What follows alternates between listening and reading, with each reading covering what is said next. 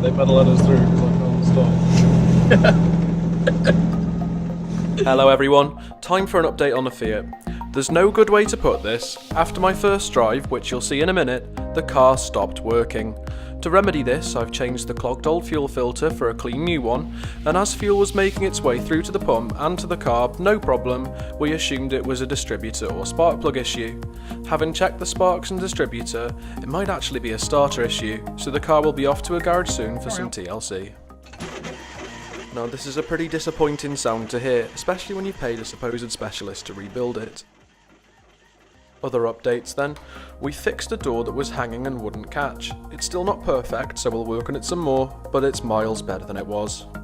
I've also clay barred off years of dirt and fallout from the engine lid, and cleaned behind the badge, lamp and registration plate while they're off.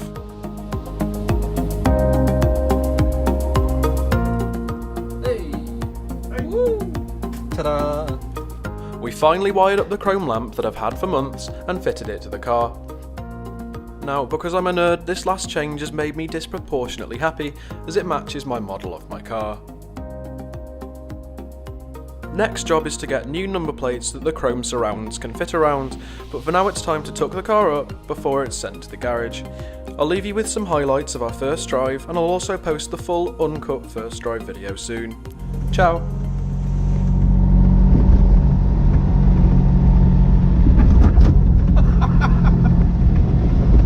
Speed bumps are fun. It's definitely a head turner.